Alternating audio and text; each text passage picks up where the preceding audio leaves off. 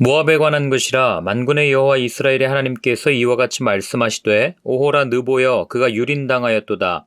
기레다임이 수치를 당하고 점령되었고 미스갑이 수치를 당하여 파괴되었으니 모압의 찬송소리가 없어졌도다.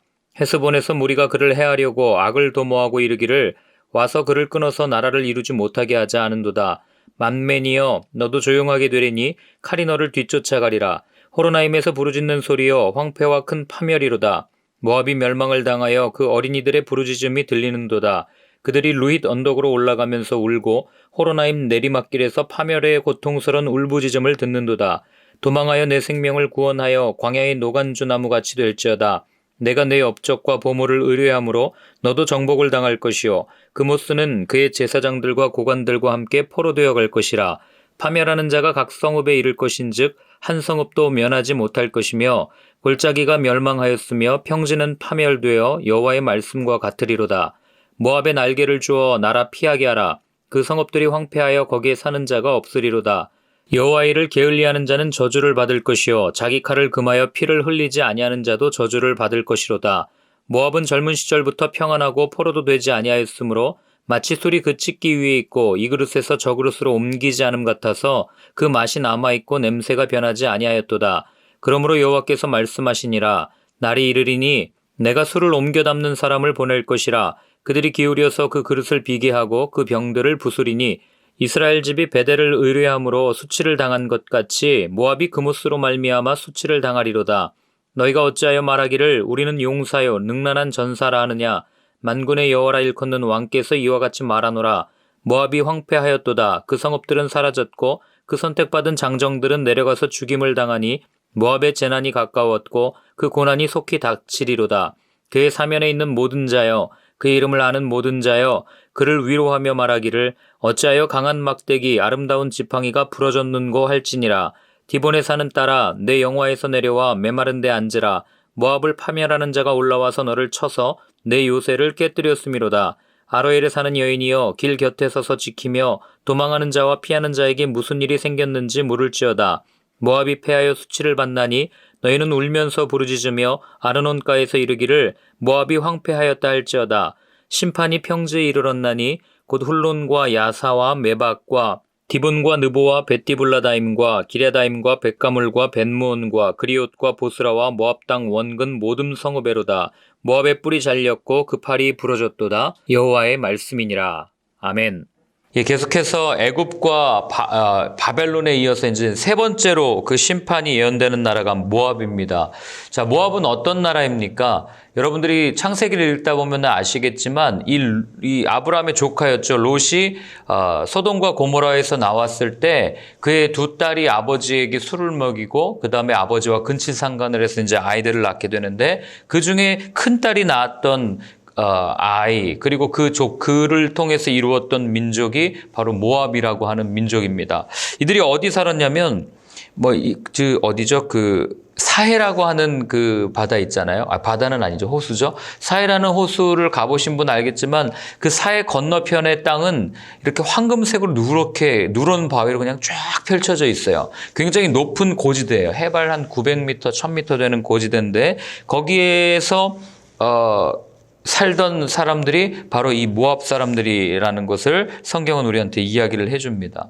그런데 이 모압이 왜 이제 성경 에스겔도 그렇고 이사야도 그렇고 보면은 왜 하나님의 심판을 받냐면 남유다와 이스라엘이 멸망할 때 같은 형제 국가임에도 불구하고 이들의 멸망 가운데 그들을 돕지 않고 오히려 그들을 조소하고 그리고 그들을 약탈했던 과거가 그런 삶을 보였기 때문에 하나님은 에스겔을 통해서도 이 모압 땅의 심판을 말씀하셨고 오늘 예레미야를 통해서도 심판을 말씀하시는데 심판의 이유가 조금 다릅니다. 자, 오늘 본문의 그 1절에 나오는 느보나 아니면 기랴다임이나 미스갑 이런 산들은 사실 모압의 산들이에요. 우리 1절, 2절 다시 한번 같이 읽어볼게요. 모압에 관한 것이라 만군의 여호와 이스라엘의 하나님께서 이와 같이 말씀하시되 오호라 느보여 그가 유린당하였도다. 기레다임이 수치를 당하여 점령되었고 미스갑이 수치를 당하여 파괴되었으니 모압의 찬송소리가 없어졌도다. 헤스본에서 무리가 그를 해하려고 악을 도모하고 이르기를 와서 끊어서 나라를 이루지 못하게 하자 하는도다. 만맨이여 너도 조용하게 되리니 칼이 너를 뒤쫓아 가리라. 자, 오늘 여기 나오는 그 느보, 기레다임, 미스압 이런 산들은 그 해발 1000m 이상 되는 고지대의 산들이에요. 그러니까 이 지역이 산으로 이루어졌다는 얘기는 그냥 성경을 읽으실 때 산에 도시가 있다. 그럼 여러분 뭘 생각하시면 되냐면 여기는 천의 요새구나 이걸 생각하시면 되는 거예요. 해발 1000m 되는 고지에 성을 세워놓고 있으면 적군이 들어올 때 우리가 생각하는 것처럼 그런 산들이 이렇게 가파른 이렇게 언덕이 완만하게 있어가지고 쭉 올라가서 공격한다. 그래도 힘든데 이 지역의 산들은 그냥 거의 이렇게 가다가 이렇게 직각으로 올라가는 안반 지역이기 때문에 그 위에 성이 있었다. 그 위에 도시가 있었다라는 얘기는 함부로 공격할 수 없다는 말이죠. 천의 요새라는 얘기는 다른 말로 바꾸면 오랫동안 공격을 받지 않은 땅이 바로 이 땅이었다는 것을 우리는 알게 됩니다.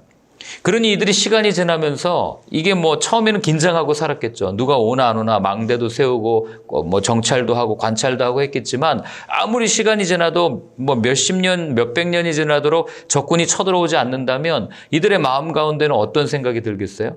우리는 안전한 땅이다. 우리는 평안하다. 우리는 망하지 않는다. 이런 생각하지 않겠습니까? 그러니까 이런 것들이 그냥 자연스러운 생각일 수 있지만 성경을 적 용어로 우리가 얘기하면 교만이 가득했던 민족이 이들이었어요. 옳다면 와와라. 우리는 절대 망하지 않는다. 이런 생각을 하게 되는 거죠. 더군다나 이들 땅에는 저쪽 동편에서 서해 쪽으로 쭉 흘러 들어오는 아르논 강이라는 큰 강이 있었어요. 그러니까 강이 있죠. 거기다가 높은 요새죠. 이 아르논 강은 오늘날도 가보면 이 지역의 그 그랜드 캐년이라고 불리울 정도로 협곡이 이렇게 쫙 이어진 장관을 이루는 지역인데 그런 것들을 보면 이들이 풍요롭게 살았죠. 강이 있으니까요. 먹을 것도 많았죠. 물이 있으니까 농사도 잘 지었죠. 더군다나 쳐들어오지도 못해요. 그러니 얼마나 보호되고 얼마나 안전하게 살았던 이들의 모습을 우리가 여기에서 알 수 있는 거예요. 이들이 이것을 얼마나 자랑했냐면요. 2절에도 보면 뭐라고 되어 있냐면 모압의 찬송소리라는 표현이 있죠. 이 찬송소리가 우리가 부르는 이렇게 부르는 찬양 이게 아니고 명성이라는 뜻이에요. 그러니까 이들이 스스로가 자기들은 안전하다, 우리는 망하지 않는다, 우리는 좋다라고 하는 이 모든 것들이 스스로 굉장히 자랑스럽게 여겼다는 것이 이 모압의 찬송소리라는 본문에 그대로 드러나는 거죠. 그리고 7절에도 보면 이들이 무엇을 소중하게 여겼습니까? 그들의 업적과 그들의 보물을 의뢰한다. 이렇게 표현되어 있죠. 그러니까 하나님을 알았던 민족이에요. 하나님을 섬겨야 될 민족이에요. 그런데 그들이 하나님을 섬기지 아니하고 뭐를 지금 섬긴 거예요? 자기들이 가지고 있는 그 많은 이 자원들 또는 이런 풍요들, 이런 물질적 번영, 이런 것들을 신뢰하고 있었던 그들의 모습이 오늘 여기 그대로 드러나 있는 거죠. 자, 이런 모습을 보면서 어제 저희 나라를 한번 이렇게 생각해 봤어요. 전쟁이 끝났죠. 한 반만 년 정도 돼서 지금 휴전 상태인데 마치 전쟁이 끝난 것처럼 우리는 생각을 하고 그리고 평화가 있고 또 우리를 지켜줄 강력한 군대가 있고 또 우리가 그동안 이뤄놓은 문명과 문화가 있으니까 우리는 안전할 거다라고 생각하는 그런 모습들이 우리 가운데 있다는 거죠. 오늘날 우리가 이런 얘기도 많이 들어봤지만 얼마나 풍요로워요. 그죠? 하루에 나오는 음식 쓰레기 양이 얼마인지 아세요? 맞추시면 제가 커피 사드리려고 했는데. 네. 하루에 나오는 음식 쓰레기 양이 약 15만 톤이라고 그래요. 15,000톤. 2018년 기준으로. 15,000톤이 이렇게 안 와닿죠.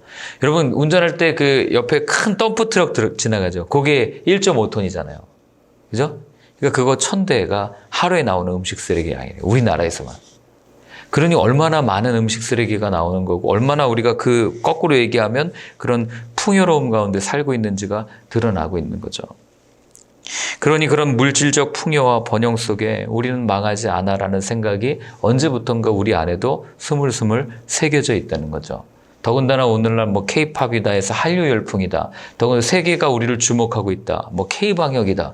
뭐 이래가지고 굉장히 스스로 마치 여기 있는 것처럼 업적과 보물을 의뢰하는 이 모압 사람들처럼 우리 역시도 우리가 만들어 놓고 우리가 이룩해 놓은 이걸 가지고 자랑하면서 여기에 도취되어서 언제부턴가 하나님은 사라지고 마치 바벨탑을 쌓았던 사람들이 하나님은 사라지고 점점 자기들의 업적과 자기들의 무언가를 계속 쌓아갔던 것처럼 이 민족 가운데도 언제부턴가 하나님은 사라지고 점점 우리가 만들어 놓은 여러 가지 문명들을 자랑하고 그것이 우리를 이끌어가고 그것이 우리에게 미래를 주는 것처럼 생각하면서 살아갈 때가 얼마나 많이 있냐는 거예요.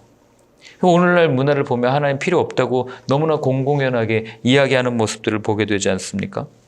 결국에는 바벨탑을 쌓는 거고 심판을 기다리는 그런 시점에 우리가 서 있다. 이걸 우리가 분명하게 인식을 해야 되는 거죠. 이들에게 예언된 심판의 모습 한번 보실래요? 8절 보세요. 거기 뭐라고 되어 있습니까? 천혜의 요새라고 자랑하던 골짜기가 파멸될 거다. 이렇게 되어 있죠. 그리고 또 뭐라고 되어 있습니까? 풍요로움의 상징인 평지도 파멸될 거다. 하나님이 분명하게 말씀하시는 거죠. 그들이 의지하고 있던 것들, 그들이 신뢰하고 있던 모든 것들이 파멸될 거다. 한마디로 믿는 도끼에 발등 찍힌 거죠. 그럼 여러분 우리라고는 안 그러겠습니까? 우리라고는 하나님이 정말 그 인생 그 얘기 하잖아요. 한번 바람 후 불면은 넘어지는 게 인생이라고. 그런데 하나님이 만약에 이 땅 가운데 우리가 지금처럼 이렇게 완악하게 하나님을 거부하고 또 하나님을 멸시하고 하나님의 말씀을 가볍게 여기면서 나아간다면 하나님께서 이 땅에 심판을 허락하지 않는다는 보장이 어디 있겠어요. 우리는 안전하다고 이야기하지만 사실은 안전한 게 없는 거죠. 오늘 본문이 그것을 우리한테 이야기를 해주는 겁니다.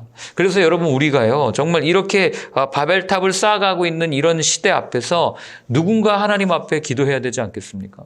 그렇게 기도하라고 우리를 불러주신 거예요. 아브라함이 중보했을 때 하나님이 이 땅에 50명 의인 아니 10명만 있어도 이 땅 멸하지 말아주십시오. 하나님 약속하시거든요. 알았어 내가 이렇게 멸하지 않을게. 우리가 그런 기도를 지금 드리기 위해서 하나님께서 우리를 부르고 있는 건 아닌지 우리가 한번 심각하게 고민을 해봐야 됩니다. 자, 우리 11절 같이 한번 읽어보겠습니다.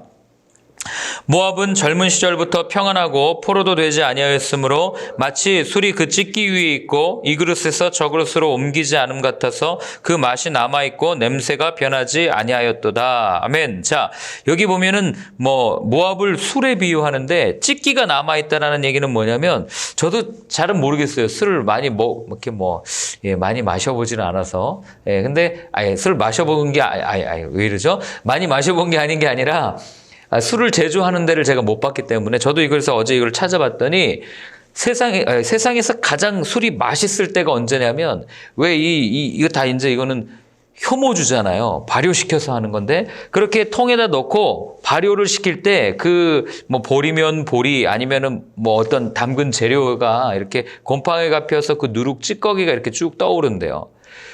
그 오래도록 한 그릇에서 옮기지 않고 그 숙성시켜서 그 찌꺼기가 떠올랐을 그때가 술이 가장 맛있을 때래요. 다 아시죠? 네. 그런데 오늘 성경에 보면 하나님 뭐라고 그러냐면 모압은 그렇다는 거예요. 어떻게 해요? 술이 찢기 위에 있다. 이 그릇에서 저 그릇으로 옮기지 않았다. 즉, 한 번도 고난을 당하지 않은 거예요. 하나님께서 빚어놓은 그대로 그 땅에서 아주 오래도록 전쟁도 겪지 않고 편안하게 살았던 상태를 오늘 이 술이 그 찢기 위에 있다 이렇게 표현을 하고 있는 거죠. 젊어서부터 언제부터 처음 그냥 생겼을 때부터 평안했다. 포로도 되지 한번 된 적이 없다. 그 얘기를 오늘 모압이 어떻게 살아왔는지 성경이 얘기해 주는 거죠. 이런 모습 사실 우리가 모두 되고 싶은 모습 아니에요. 젊어서부터 성공하고 편안하고 한 번도 넘어지지 않고 실패하지 않는 삶, 실패를 경험하지 않는 삶. 이게 우리가 모두가 바라는 삶인데 재미난 사실은요. 모압이 그렇게 살았죠. 그런데 오늘 보세요. 모압이 왜 넘어집니까? 모압이 왜 주저앉아요? 왜 심판을 받아요? 그들이 그렇게 자랑했던 어쩌면 우리 모두가 그토록 바라는 그런 성공, 그런 평안, 실패 없는 삶이 결국 이들의 발목을 잡았다는 사실을 오늘 알게 되는 거죠. 그들이 누렸던 안전, 평안 이런 것들이 그들의 위협이 되었다는 사실입니다. 교통사고가 가장 많이 나는 도로의 특징이 뭔지 아세요? 우리는 막 협곡이라고 생각하죠. 절대 그렇지 않아요. 협곡에서 오히려 사고가 많이 안 난답니다. 교통을 보면은 그 가장 사고가 많이 나는 지역이 직선도로, 장애물이 없는 지역. 사람들이 안심하고 방심하고 가다가 사고가 제일 많이 나는 지역이 여기라는 거죠. 그렇기 때문에 여러분, 우리의 삶에 굴곡 없는 인생이 우리는 축복이라고 얘기하지만 아니요, 어쩌면 굴곡 없는 인생은 축복이 아니라 저주일 수 있다는 거예요. 그게 성경이 처음부터 끝까지 우리한테 증언해 주는 겁니다. 물론 하나님께서 드는 매를 맞을 때는 아파요. 죽을 것 같습니다. 힘듭니다. 그러나 성경은 뭐라고 얘기합니까? 매가 없으면 사랑하지 않는 거라고 하나님 얘기하시죠. 사생아는 매를 대지 않아요. 그러나 친아들은 매를 댄다. 그게 성경이 반복적으로 우리한테 들려주는 메시지 아니겠습니까? 그렇기 때문에 여러분들의 삶에 고난이 있다, 여러분들의 삶에 어려움이 있다, 그때 우리는 자각해야 돼요. 아, 하나님이 나를 사랑하시는구나. 내가 잘못된 길로 걸어가고 있을 때 하나님께서 자꾸 매를 들어서 나의 방향을 올바른 대로 인도해 주시는구나. 오늘 모압도요, 이게 모압이 멸망하기 전에 선포된 메시지예요. 그러면 며칠 전에도 한번 말씀드린 적 있지만 이렇게 말씀하시는 이유는 뭐예요? 하나님의 마음이 이 밑에 깔려 있는 거잖아요. 너네들 이렇게 가면 죽어라고 하는 하나님의 마음이 깔려 있는 거예요. 돌아오라는 거죠. 그런데 모압은 이렇게 듣고도 돌아오지 않습니다. 결국 매를 듣는 거죠. 그렇게 매를 들 때 돌아오면 살아요. 그러나 돌아오지 않으면 죽습니다. 그 힌트가 어디 나오냐면요, 오늘도 본문에 보면은요, 그거 몇 절이죠? 아리엘 얘기가 나오죠. 아로엘 얘기.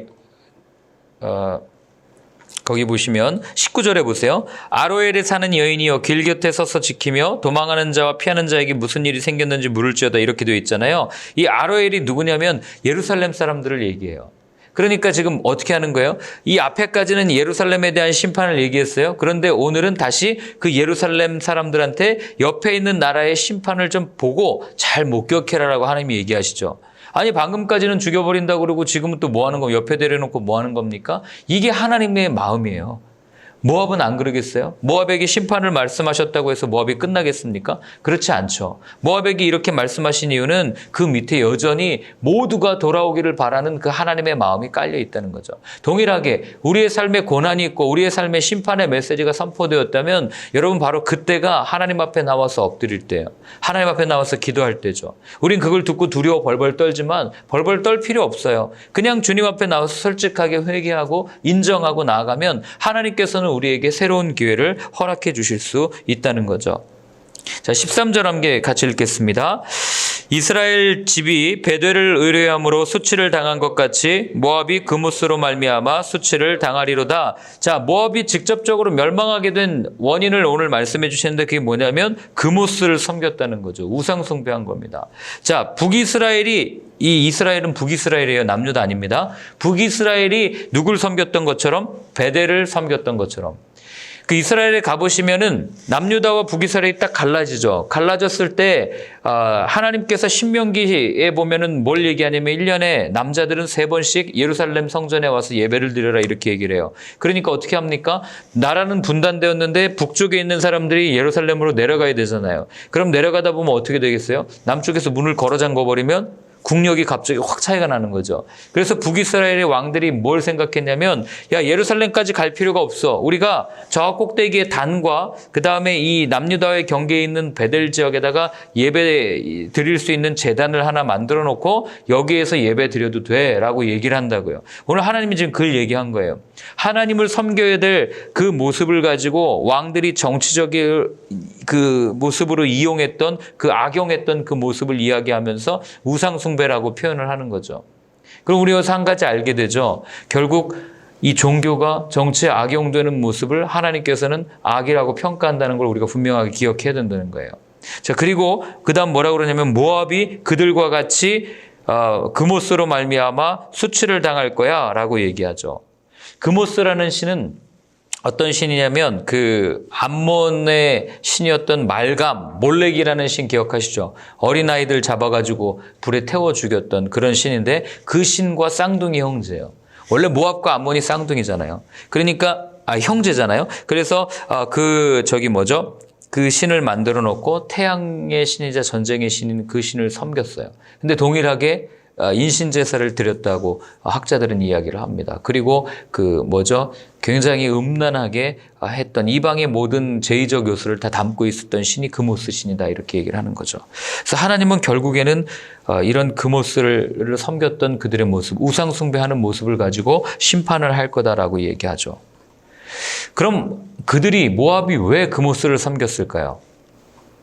제가 앞에서 쭉 이렇게 막 여러 개를 얘기했는데 그 하나를 딱 줄이면 뭐예요? 결국 그들이 유지하고 있었던 번영과 그들이 유지하고 있었던 문화, 이런 것들을 그대로 유지하기 위해서, 그대로 가져가기 위해서, 잘 살기 위해서 이 신을 섬겼다는 것을 우리는 알게 되는 거죠.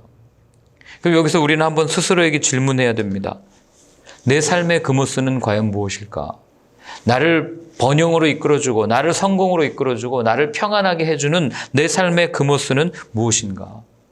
혹 내 실력 아닐까? 내 재능 아닐까? 또는 내 재물 아닐까? 아니면 내가 누리고 싶어하는 인기 있는 삶이 아닐까? 오늘 하루 동안 요거 한번 생각해 보셨으면 좋겠어요. 내 삶을 이끌어가고 있는, 내 삶을 이끌어가고 있는 동력은 우리는 말씀이라는 걸 인지하고 있지만, 그럼에도 불구하고 내가 섬기고 있는 나의 그모스는 무엇일까? 내가 섬기는 우상을 정확하게 인지하지 못하고 보지 못하면요, 우리는요, 회개할 수 없습니다. 어쩌면 회개할 기회조차 놓쳐버리는 거예요. 이 정도는 괜찮아. 이 정도는 그냥 이렇게 하면서 합리화시키면서 넘어가는 죄들이 우리 가운데 얼마나 많은지 몰라요. 저도 마찬가지죠. 아무렇지도 않게 생각했는데 가만히 살펴보면 그게 내 삶의 그모스였던 거예요. 그게 내 삶의 우상이었던 거죠. 그 결과가 뭡니까? 25절이에요. 함께 읽습니다. 모압의 뿔이 잘렸고 그 팔이 부러졌도다, 여호와의 말씀이니라. 아멘. 결국 그들의 결말 최후는 뭐예요? 심판이죠. 제가 예레미야서를 이렇게 계속 지금 우리가 나가고 있는데 아마 내일 다음 주 초반까지도 계속 심판의 메시지가 나올 거예요. 그리고 예레미야는 결국 심판으로 끝납니다. 그런데 이 심판의 메시지를 묵상하는 내내 마음이 너무 힘들어요. 부담스러워요. 전하는 저도 부담스럽습니다. 여러분, 이게 싫은 소리도 한두 번이지 지금 몇 달 동안 거의 한 달 넘었잖아요. 한 달 내내 이런 얘기를 들으면 누가 기분이 좋겠어요? 그래서 여러분들이 예레미야서를 묵상할 때는 꼭 이 마음을 갖고 묵상하셔야 돼요. 왜 하나님은 이 말씀을 이렇게 한 번 듣기도 어렵고 부담스러운 이 말씀을 이 시기에 나에게 묵상하게 하셨는가? 이걸 생각하셔야 됩니다. 답은 나오죠. 우리도 여기에서 자유하지 못하기 때문에 그렇습니다. 그래서 여러분들이 오늘 한번 진지하게 정말 하나님 말씀 앞에서 내 자아를 온전히 세워놓고 내가 섬기고 있는 것은 무엇인지를 한번 고민하고 생각할 수 있는 그런 하루가 되었으면 좋겠습니다. 기도하겠습니다. 한번 같이 기도할 때 하나님, 오늘 다시 한번 주님 앞에 그 말씀 앞에 섭니다. 주의 말씀을 따라 산다고 생각하고 살지만 그러나 여전히 내 삶에는 많은 그모스들이 있습니다. 그 그모스들이 무엇인지를 보게 하여 주시고, 그리고 주님 앞에 그 그모스를 내어놓고 온전히 불태우며 다시 한번 주님을 위해 삶을 살겠다고 결단하는 나의 삶이 되게 하여 주옵소서. 함께 같이 기도하겠습니다. 하나님 아버지 하나님, 오늘도 주님 불러주셨습니다. 하나님, 오늘도 주님과 함께 나아갑니다. 아버지 하나님 도와주시고 주의 마음과 주의 능력으로 하나님 온전히 서며 나아갈 수 있는 저의 삶이 되어줄 수 있도록 주님 도와주시옵소서. 하나님, 여전히 넘어질 수밖에 없고 또 많은 것들이 내 마음에 도사리고 있습니다. 그 가운데 주님을 붙들고 나아갈 수 있도록 도와주시고, 하나님 오늘도 다시 한번 그 말씀 앞에 그리스도의 보혈로 내 마음을 정결하게 씻기고 나아가는 나의 삶의 시간들, 나의 삶의 모습들이 되어줄 수 있도록 주님 도와주시옵소서. 하나님 아버지, 오늘 정직하게 주님 앞에 내 자신을 내려놓고 묻습니다. 과연 내 삶의 그모스는 무엇입니까? 나는 무엇을 섬기고 있습니까? 번영과 성공과 평안을 섬기고 있지는 않습니까? 하나님, 그 모든 것들이 아무리 좋다 해도 하나님께서 함께 하시지 않으시면 날아가는 겨와 같은 것들임을 다시 한번 기억하게 하시고, 오늘도 우리의 삶의 끝까지 우리에게 주어진 그 말씀, 또 우리를 위하여 이 땅에 오신 그 예수 그리스도, 지금도 우리를 위하여 탄식하고 계시는 성령 하나님을 의지하는 저희의 삶이 될 수 있도록 주님 도와주시옵소서. 이제는 우리 주 예수 그리스도의 크신 은혜와 하나님 아버지의 사랑과 성령의 인도하심이 주님을 의지하며 주님께 더 가까이 나아가고 주님을 따라서 주의 말씀대로 온전히 살겠다고 결단하며 다짐하는 모든 분들 머리 위에 이제로부터 영원까지 늘 함께하여 주옵시기를 간절히 축원하옵나이다. 아멘.